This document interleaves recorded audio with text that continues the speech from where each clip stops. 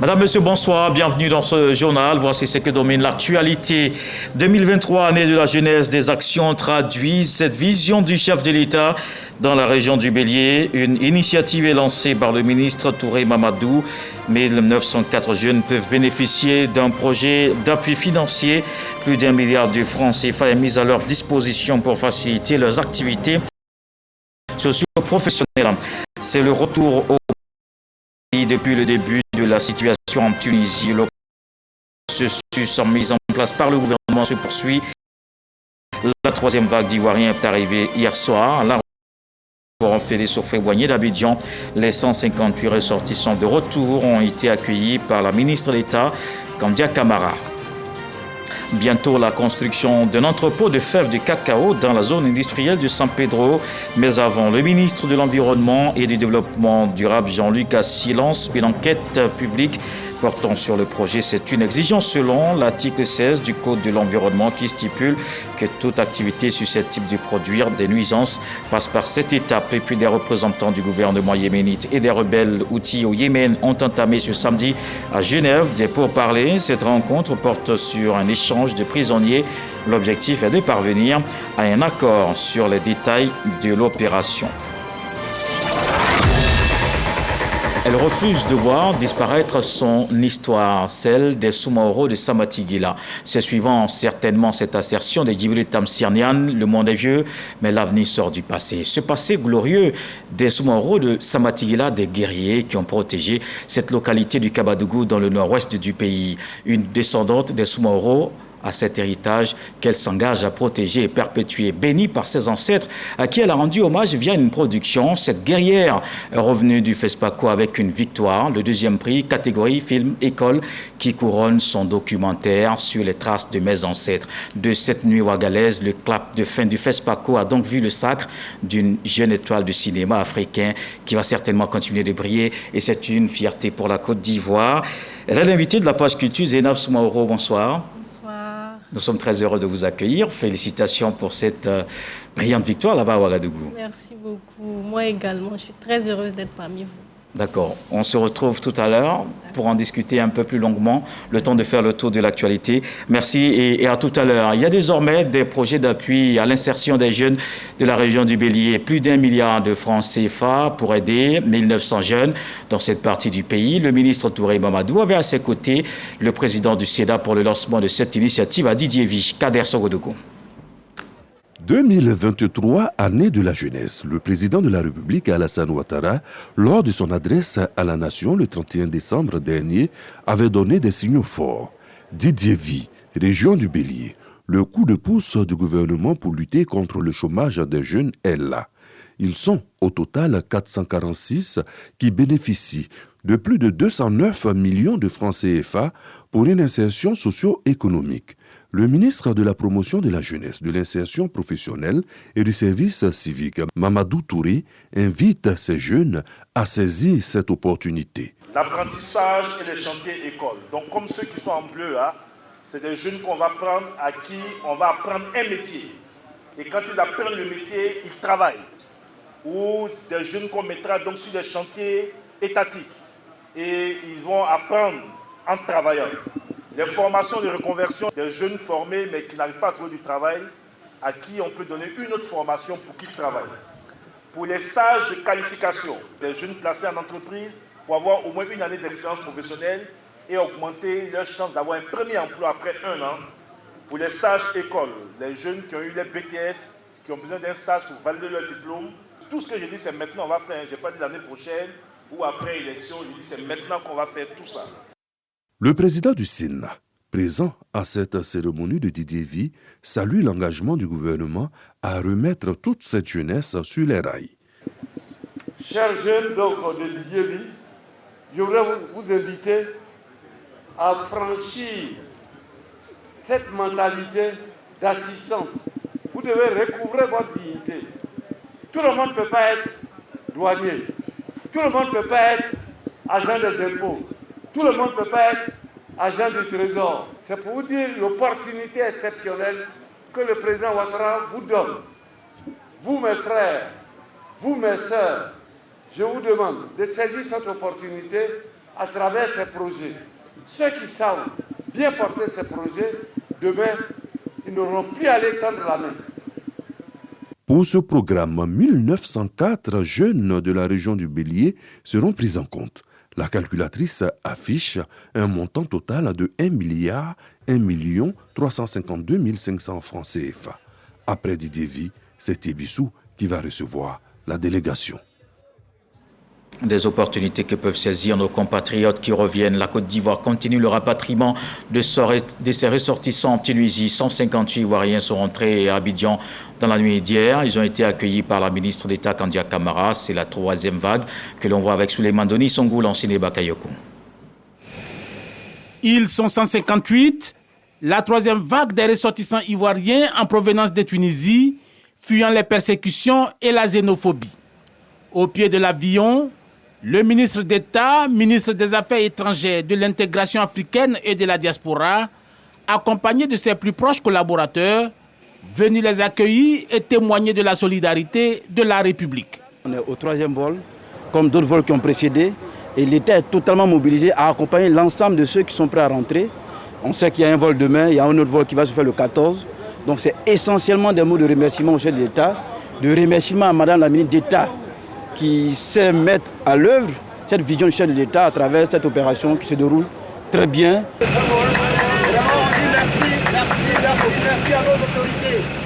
Avec l'arrivée de cette troisième vague, le nombre de ressortissants ivoiriens qui ont quitté la Tunisie se chiffre à 462.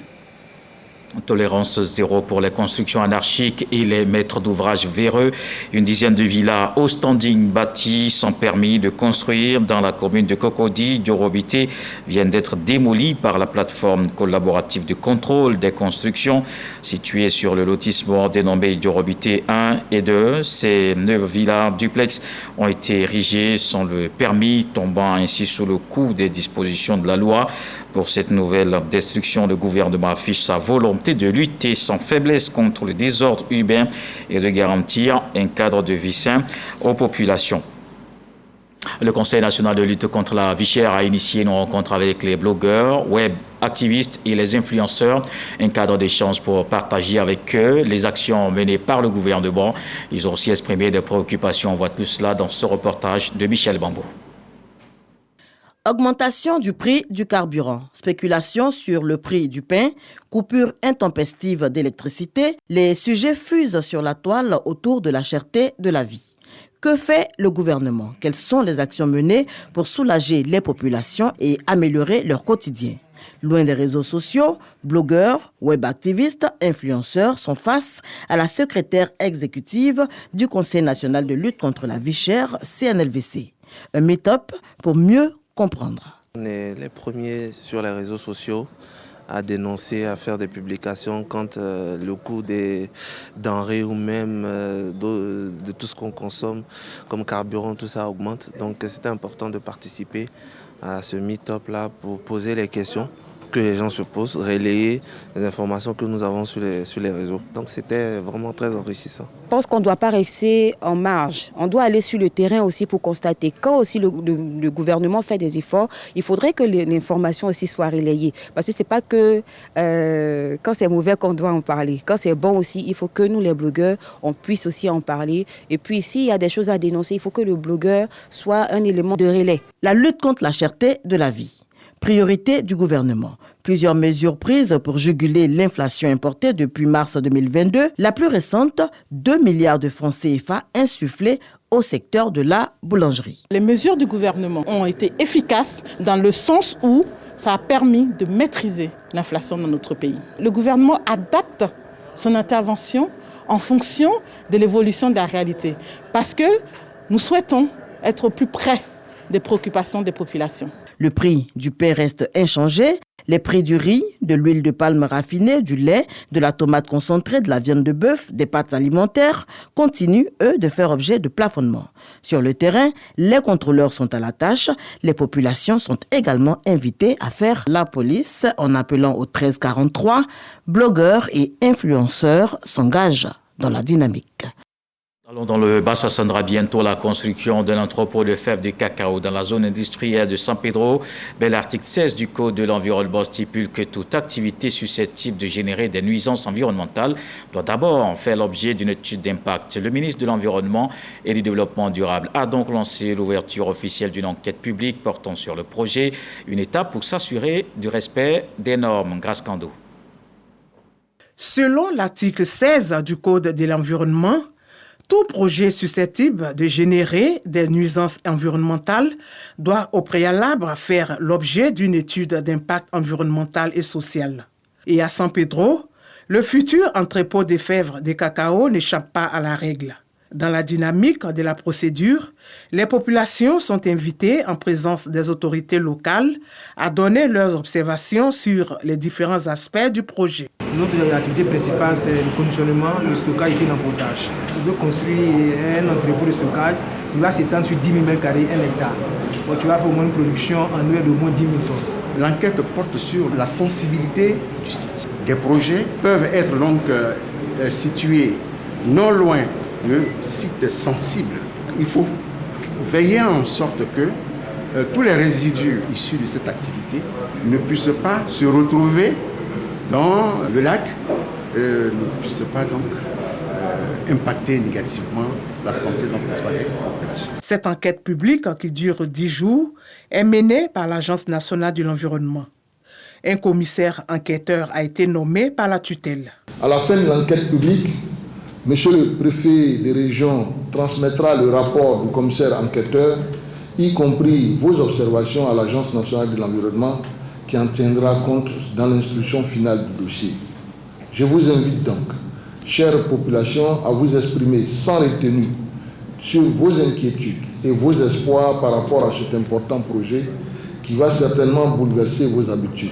Cette action du ministère de l'Environnement et du Développement durable s'inscrit dans une campagne nationale de sensibilisation à l'endroit des industriels sur les mises à jour de leurs études d'impact environnemental et social.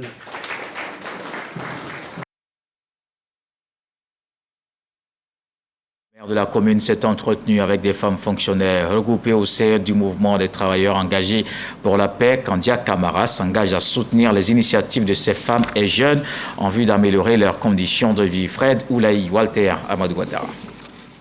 Ambiance conviviale à l'esplanade de la mairie d'Abobo.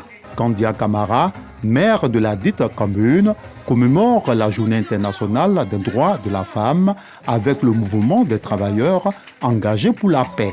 Ce mouvement, qui regroupe plusieurs corps d'activité, dont celui des femmes enseignantes, est venu traduire sa solidarité au maire, premier magistrat de la commune, pour le combat en faveur de la femme. Cette cérémonie a été suscitée par le comité féminin du mouvement des travailleurs engagés pour la paix. Le message que nous sommes venus traduire à Madame le maire, c'est que les femmes d'Abobo, dans cette dynamique de transformer Abobo en Eldorado, comme l'image aujourd'hui de la Côte d'Ivoire, sont venus lui témoigner leur reconnaissance. Faire de la femme le moteur de la croissance et un pilier de la société, la première responsable de la mairie d'Abobo appelle à l'unité et à la solidarité de tous pour l'atteinte de ses objectifs. Elle invite à la facilitation de l'accès à l'éducation des filles et à l'autonomisation de la femme. Comment une femme qui n'est pas allée à l'école peut se réaliser pleinement et entièrement?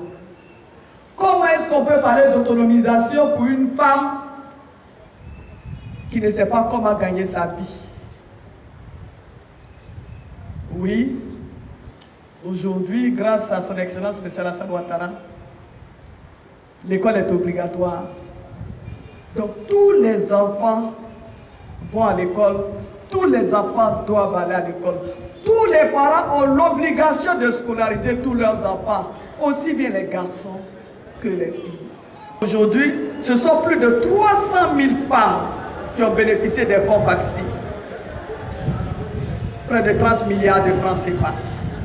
Pour aider les femmes à réaliser leurs projets. Dans le concept de la Côte d'Ivoire solidaire, prôné par le président de la République Alassane Ouattara, la commune d'Abobo s'est vue dotée d'infrastructures sanitaires, routières, scolaires, ainsi que d'adduction en eau potable et d'électrification de certains quartiers. Pour le maire, plusieurs femmes ont bénéficié du fonds FAFSI pour l'amélioration de leur activité génératrice de revenus. Nous restons dans l'autonomisation des femmes. Elles sont pour la plupart jeunes et ont en commun la peinture en bâtiment. Des jeunes filles de Touba dans la région du Bafing ont trouvé en cette activité un moyen d'insertion professionnelle. Aujourd'hui, grâce à ce métier, elles sont heureuses d'affirmer leur autonomie financière. Vous allez le voir, elles arrivent à répondre aux besoins de leur famille. C'est un reportage de Walter Amadou Ouattara. Touba, chef-lieu de la région du Bafing, dans le nord-ouest de la Côte d'Ivoire. Massangé, marié et mère de 4 enfants, travaille sur ce chantier depuis quelques mois. Après des essais dans diverses activités commerciales, c'est dans le domaine de la peinture qu'elle a fini par trouver son chemin. Un métier grâce auquel elle parvient à subvenir aux besoins de sa petite famille. Par la grâce de Dieu, ça va, parce qu'on a fait plusieurs chantiers. On a fait hôpital de Fumbesso, préfecture de Ouadénou. Grâce à ce que je arrive au moins à aider mon mari, on s'occupe bien des enfants. Des cas comme celui de Massangé sont légion dans la région du Bafing. Nombreuses sont ces jeunes filles qui ont trouvé en la peinture un moyen d'insertion professionnelle. D'abord, je faisais le commerce. J'ai vu que ça ne marchait pas. J'ai une camarade qui m'a dit non, qu'elle a une soeur qui est dans le domaine de la peinture. Puisque à elle, j'avais déjà dit que j'aimais beaucoup faire la peinture. Elle m'a dit, ok, donc elle m'a mis en contact avec cette dernière-là. Au début, j'avais peur même d'attraper le pinceau. Aujourd'hui, Dieu merci, je sais le manipuler. Ces femmes, exerçant sur ce chantier, travaillent sous la coupole de Djeneba Diomandé. Il y a quelques mois, elle a décidé d'initier les femmes de la région à la peinture dans l'optique de contribuer à leur autonomisation financière. Une année, je suis venue dans le Bafing. J'ai vu qu'il y avait beaucoup de mes soeurs qui étaient déscolarisées. Puis elles étaient là, elles ne faisaient rien. Puis j'ai eu l'idée, j'ai approché d'autres personnes, des associations féminines. Je leur ai dit, moi j'ai fait la peinture. J'ai envie de former mes soeurs qui n'ont pas eu la chance d'aller loin dans les études, ou qui ne sont pas même pas allées à l'école. Puis elles sont venues s'inscrire gratuitement. Puis j'ai commencé à les former. Ce projet, elle le mène à bien grâce à certains entrepreneurs qui lui font confiance. Avec le courage, la détermination, l'engagement qu'elle dégage, l'énergie qu'elle débauche, c'est tout ça qui m'a motivé à l'approcher pour lui donner certains marchés. Des apprentis peintres, Djeneba en a plusieurs.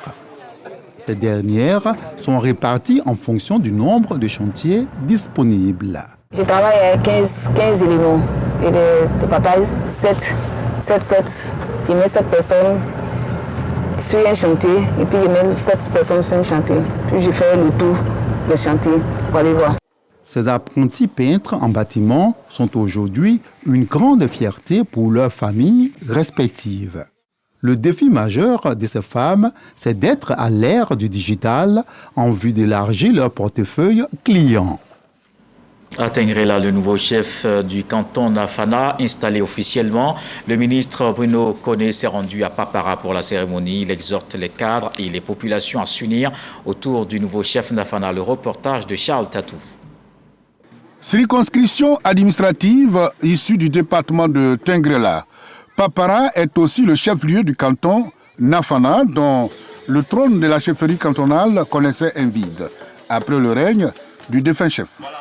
Le vide vient d'être comblé avec la désignation de Noua Koné, qui devient le 8e chef à la tête du dit canton. L'installation officielle du nouveau chef canton Nafana, une occasion de retrouvailles des cadres de la Bagoué venus communier avec les populations rurales.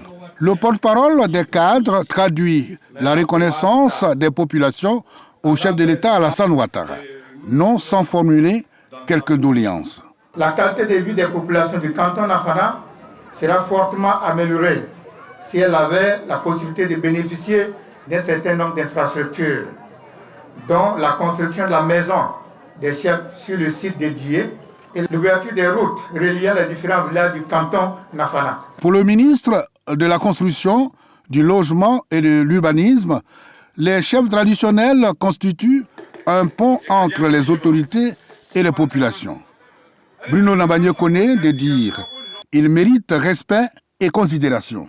Ces chefs sont nos représentants. Ces chefs sont notre visage. Ces chefs sont ceux qui parlent en notre nom dans les assemblées. S'ils ne sont pas dignes, nous qui sommes derrière, est-ce que nous allons être dignes? Donc c'est une mission que nous avons tous, d'accompagner les chefs et de faire en sorte qu'ils soient dignes, qu'ils nous représentent dignement. C'est à nous de faire en sorte que notre attitude vis-à-vis d'eux les mette sur le piédestal sur lequel ils sont déjà. Le canton Nafana compte 12 villages et est proche des villages du Mali. Rapport de voisinage oblige, des délégations des chefs traditionnels maliens ont pris part à la fête. Et on reste sur place à Papara. C'est effectif, le centre de formation à l'artisanat minier vient d'accueillir ses premiers pensionnaires. Pour cette rentrée académique, le centre reçoit 30 impétrants, dont 3 femmes. C'est une opportunité pour les jeunes. Ils pourront s'adonner sans crainte au métier aurifère en vue de s'insérer dans le tissu social. Ami Sissoko. Enseigner les bonnes pratiques à l'exploitation minière, c'est tout l'enjeu de l'ouverture du CEFAM, centre de formation à l'artisanat minier qui accueille ses premiers pensionnaires au nombre de 30 ans. C'est dans la sous-préfecture de Papara, à 40 km de Tengrela, à environ 5 km du Mali. Une initiative de l'ONG suisse Cogenta. Elle vise à assainir, organiser et encadrer l'activité d'orpaillage.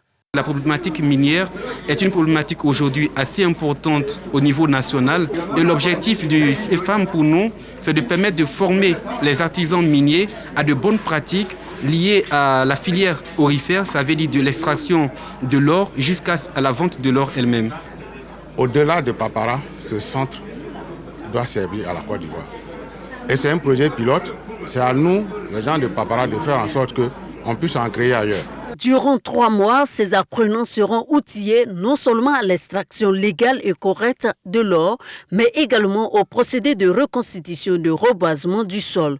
Des modules composés avec le concours du Conseil national de sécurité, du ministère des Mines, du Pétrole et de l'Énergie, de l'Institut national polytechnique Houphouët-Boigny, du service civique et des eaux et forêts. Après une bonne formation, c'est clair qu'on va se diriger vers les sociétés de mines et on va apporter notre petite expérience soit à bannir définitivement tout ce qui concerne l'orpaillage clandestin. Le CEFAM de Papara est une composante du projet de sécurisation et de valorisation de l'exploitation aurifère comme facteur de développement et de cohésion sociale dans le nord de la Côte d'Ivoire. Un projet financé par l'Union européenne à hauteur de 1,625 milliard de francs CFA. Le CEFAM va contribuer au développement local de Papara et du département de Tengrela. Et ensuite, ça va favoriser cette cohésion sociale, ça va favoriser l'emploi et ça va participer à l'économie nationale. Bâti sur une superficie d'1 hectare à près de 115 millions de francs CFA, le CEFAM de Papara est doté de plusieurs salles de formation, de bureaux et d'un internat. Il sera inauguré très bientôt. On reste dans la formation ici à Abidjan. 90 auditeurs de l'Institut Amadou Gon Coulibaly ont reçu leur diplôme. Ces jeunes ont été formés dans le cadre de l'école itinérante de la paix. Ils doivent s'inspirer des valeurs de tolérance et de non-violence. Une formation pour s'assurer de la transmission des outils, des méthodes de la paix. Laure Goretti à Boussanogo.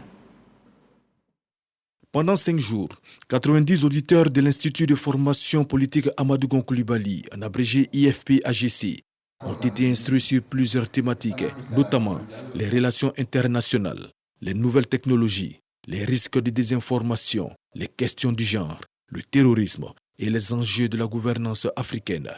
À l'occasion de la cérémonie de clôture, ils ont reçu chacun un certificat de formation. Formation riche et enrichissant, structurée et structurant, Ça nous a permis de découvrir toute la complexité de la géopolitique internationale. Je retiens que les relations avec l'extérieur doivent être basées sur la recherche de la paix, la promotion de la paix. Donc en tant que responsable d'un État ou en tant que dirigeant, en tant que jeune leader, nos rapports avec l'extérieur doivent être pacifiés. Cette formation a été assurée par d'éminentes personnalités, à savoir Jean-Pierre Raffarin, ancien Premier ministre français, Komara Kabine, ancien Premier ministre de la Guinée-Conakry, et des enseignants-chercheurs et professeurs. Nous avons des jeunes motivés, des jeunes responsables, qui veulent apprendre et qui veulent travailler. Ils savent que la paix, c'est un travail. Il y a des écoles de guerre, il n'y a pas d'école de paix. Nous, on a fait une école de paix avec eux. On a vu les grands sujets, ceux qui sont essentiels à la paix. Le président du conseil d'administration de l'Institut de formation politique Amadou Gon Coulibaly, Mamadou Touré, s'est félicité du niveau de la formation. Nous sommes totalement satisfaits et nous allons pérenniser ce cadre de formation. Et le projet, c'est qu'une fois par an, nous puissions bénéficier de l'expérience de ces hautes personnalités à l'effet d'aider cette jeunesse ivoirienne et africaine. Ces types de formations se tiendront chaque année désormais et seront ouvertes aux jeunes de l'espace UEMOA. À Paris, en France, le Conseil Café Cacao a organisé un atelier sur le processus de fabrication du chocolat. Cette formation au profit des enfants s'est déroulée au stand de la Côte d'Ivoire, au Salon international de l'agriculture. C'était le dernier jour du SIA, ce grand rendez-vous du monde agricole. Jean-Jacques Kwame, Kéréadama. Ils sont plus d'une dizaine, les enfants de la diaspora et de passage au stand de la Côte d'Ivoire qui ont pris part à cette formation appelée classe cacao. Initié par le Conseil Café Cacao, cet atelier éducatif explique aux jeunes le processus du cacao depuis la pépinière jusqu'à la tablette de chocolat. Il est très important pour nous que les enfants puissent s'initier à la transformation du cacao et effectivement aussi déguster le produit fini. Ce sont de futurs consommateurs, c'est donc toute une éducation au goût et au cacao que nous proposons. Le maître chocolatier a donné quelques recettes de cacao au tout petit. Tout doucement, le chocolat. On a fait des petites recettes avec les enfants. Une banane au chocolat. Ils ont apprécié. Ils ont découvert que non seulement on peut faire des tablettes avec le chocolat, mais on peut faire aussi des desserts. Donc ils ont fait une banane au chocolat et ils ont beaucoup apprécié, qui a été dégustée. Donc participer à ces ateliers, c'est de susciter des passions, susciter des enfants qui demain voudront embrasser le métier. Pourquoi pas devenir maître chocolatier aussi. Une formation très appréciée par les enfants. Le chocolat se fait avec le cacao et que le chocolat ça donne de l'énergie. On a regardé une vidéo sur le chocolat, on a fait des tablettes de chocolat et des fruits et on les a trempés dans du chocolat. Aujourd'hui, j'ai appris qu'on est leader mondial du cacao. La Côte d'Ivoire est le premier producteur de cacao avec plus de 2 millions de tonnes par an. Cette initiative du Conseil Café Cacao a pour objectif de faire la promotion de la consommation locale, une consommation jugée très faible. Dans le reste de l'actualité, des représentants du gouvernement yéménite et des rebelles houthis au Yémen ont entamé ce samedi à Genève des pourparlers. Cette rencontre porte sur un échange de prisonniers. L'objectif des pourparlers est de parvenir à un accord sur les détails de l'opération. Les Nations Unies appellent les deux parties à s'engager dans des discussions sérieuses. Les réunions qui ont eu lieu dans le passé sous la médiation de l'ONU ont déjà abouti à la libération de prisonniers des deux côtés. Rappelons que ce conflit gouvernement yéménite et rebelles houthis dure depuis 2014 au Yémen. Et on ouvre la page culture.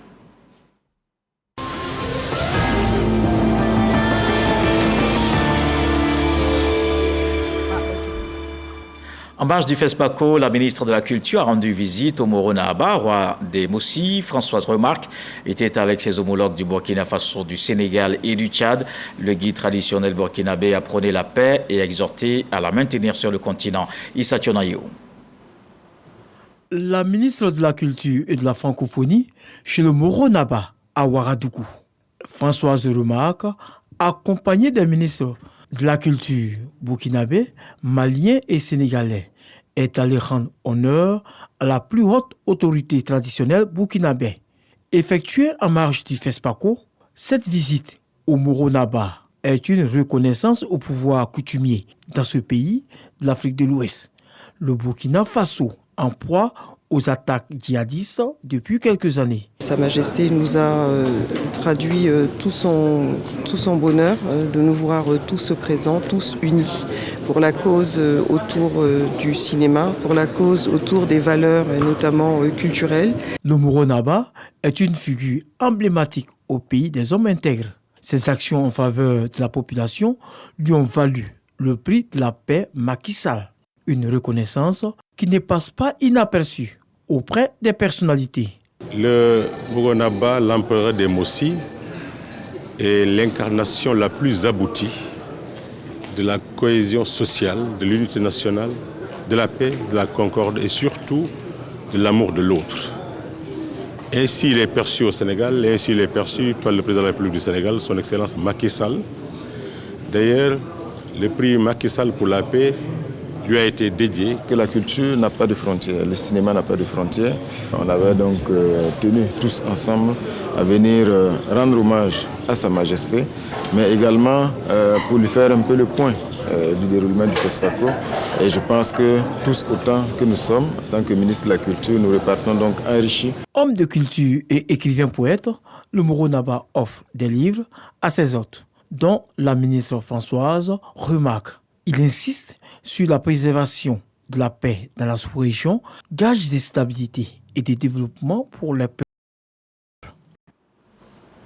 Et nous retrouvons avec beaucoup de plaisir l'invité de la page culture, Zainab Soumoro, réalisatrice du film documentaire sur les traces de mes ancêtres, une production qui obtient le deuxième prix au FESPACO dans la catégorie film école. Alors, est-ce qu'on peut savoir comment les choses se sont passées? C'était, j'imagine, très stressant. Oui, au FESPACO. Oui. Oui, effectivement, faut dire que j'y suis allée en tant que représentante de mon institut, l'Institut des sciences et techniques de la communication, ISTC Polytechnique. Et j'y suis allée en tant que représentante aussi de la Côte d'Ivoire. Donc c'est un double stress quand même de représenter ces deux grands instituts. Et étant là-bas, ça s'est très bien passé. C'est vrai que c'était stressant à l'annonce des résultats parce qu'il faut dire quand même que les productions étaient de très bonne qualité. Les jeunes de maintenant, je pense que la relève est vraiment assurée parce que les productions étaient très bien. Et je suis vraiment honorée d'être sortie deuxième parmi tous mes concurrents. Et il y avait 22 au total. Exactement, 22 films au total. Ah oui, bravo. Alors, dans quel état d'esprit la réalisatrice est allée à Ouagadougou? Certainement pas pour échouer. Évidemment, elle est issue d'une lignée de guerriers. Donc, elle est allée à Ouagadougou pour gagner. Effectivement, oui, je suis allée quand même avec un cœur de gagnant. Et je me souviens que lorsque j'avais rencontré la ministre de la Culture, je lui ai dit que je vais lui ramener un prix. Et elle m'a dit, je compte sur toi. Et ça m'a marqué. Je me suis dit, il faut que je gagne. Et c'est avec cet esprit-là que je suis allée jusqu'au bout de la compétition. Alors, comme l'histoire s'accomplit toujours, cette histoire à Ouagadougou s'est également accomplie et va certainement continuer parce que la guerrière Soumoro Zainab est là et elle a parlé de ses ancêtres. Alors, de quoi parle ce film? Ses ancêtres, c'était qui et qu'est-ce qu'ils ont fait d'aussi honorable et qui leur vaut surtout cette respectabilité à Samatigila? Sur les traces de mes ancêtres est un court-métrage de 13 minutes qui met en avant l'histoire des guerriers Soumoro de Samatigila. Et pour la petite histoire, ces guerriers-là ont eu à marquer un acte fort dans notre région, dans notre village, parce que dans les années 1800, il était prévu qu'on attaque le village, parce que Samatigila aussi a été l'un des villages islamisés, des premiers villages à être islamisés, donc il y avait pas mal d'attaques. Il fallait les attaquer et il y a eu quelqu'un qui est venu les informer qu'on allait les attaquer. Et lorsqu'ils ont reçu l'information, tout de suite, les guerriers, eux, les Soumoro se sont levés, eux, en tant que guerriers. Ils ont décidé d'aller combattre pendant que tout le monde allait être en train de prier parce que c'était lors de la fête de Ramadan. C'est ce jour-là que l'ennemi a choisi. Exactement, parce que c'est un jour où tout le monde est à la prière et presque tous les villageois sont réunis sur un site de prière. Donc, ils ont combattu, ils ont remporté la victoire. Il y a eu certainement des morts, mais au retour de J'ai entendu 12 morts au total. Exactement. La mémoire est encore intacte, alors on sait exactement le nombre de personnes qu'on a perdues. Exactement. Et quand ils sont revenus, on les a raccompagnés dans leur cour familiale. Et depuis lors jusqu'à aujourd'hui, c'est le même acte qui se répète, c'est-à-dire après la prière, on les raccompagne aussi dans leur cours pour leur dire encore merci pour l'acte qu'ils ont posé depuis toutes ces années. Et puis j'ai vu cet armement traditionnel dans le documentaire que j'ai eu d'ailleurs la chance de regarder. Cet armement traditionnel, cette façon particulière de l'armée.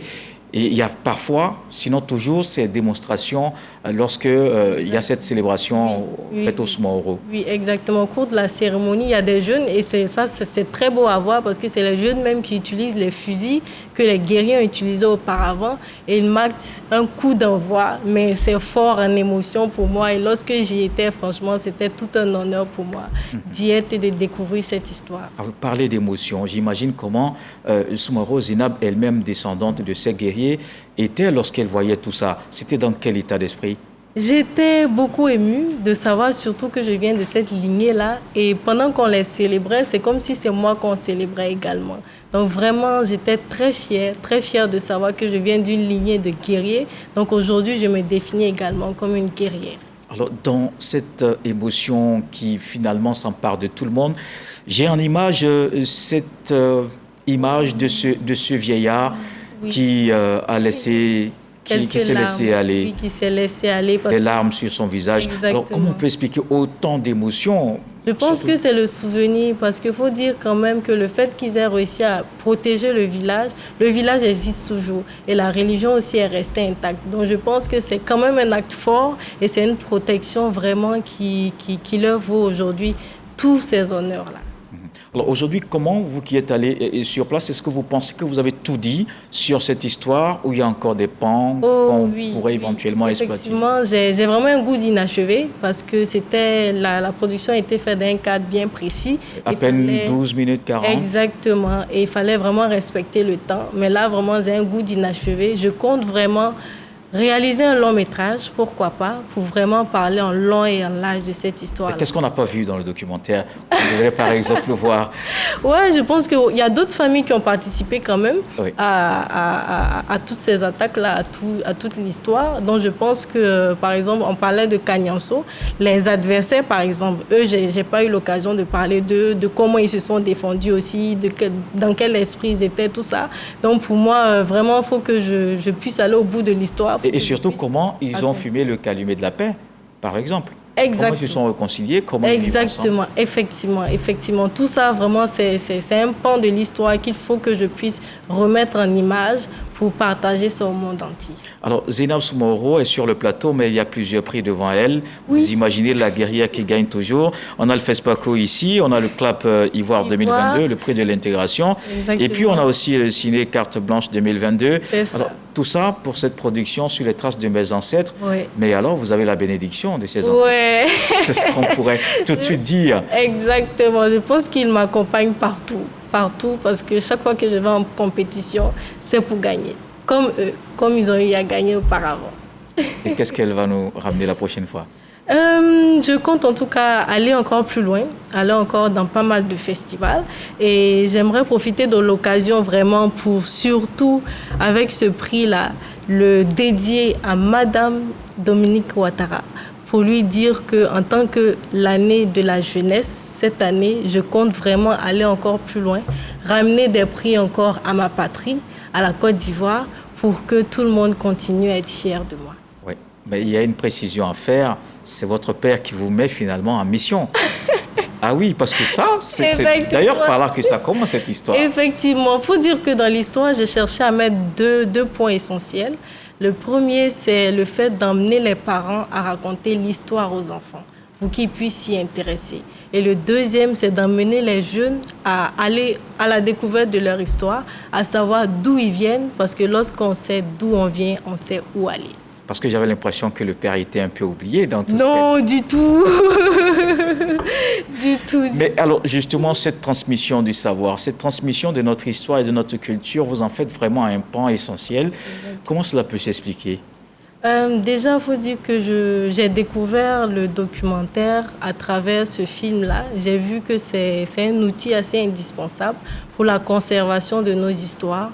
Donc, je compte vraiment m'y intéresser, m'y mettre vraiment à fond. Je veux me spécialiser uniquement, pour l'instant, en tout cas en documentaire. Je veux épuiser toutes les histoires de mon village et après parcourir pas mal de régions pour mettre également en avant les histoires de nos villages. Vous avez d'autres histoires déjà en vue, d'autres choses qui vous parlent déjà? Oui, effectivement. Là, je reviens à mon père qui m'a encore raconté une autre histoire de Samori Touré qui est passé également dans notre village. Il a voulu faire pas mal d'attaques également et ça n'a pas eu lieu parce qu'il était rentré dans une mosquée mythique de Samatigila et toutes les portes se sont fermées à lui. Il ne pouvait plus ressortir. Il fallait qu'il avoue ce qu'il est venu faire pour pouvoir ressortir. Donc c'est une histoire que je veux également mettre en avant parce que ça me permettra également de rendre un hommage au Diaby, à la famille Diaby, parce que c'est une famille qui est assez importante aussi à Samatigila. Ils font partie également... Parce que quand les Soumoro sont venus, les Diaby étaient déjà... Exactement. Donc vraiment, je veux garder cet équilibre-là. Je veux vraiment parler de toutes les grandes familles de Samatigila pour continuer à leur rendre honneur et hommage. Oui, parce que Zainab Soumoro refuse que les vieillards meurent et que les bibliothèques disparaissent, les bibliothèques brûlent. Merci Zainab et surtout félicitations pour tous ces prix déjà.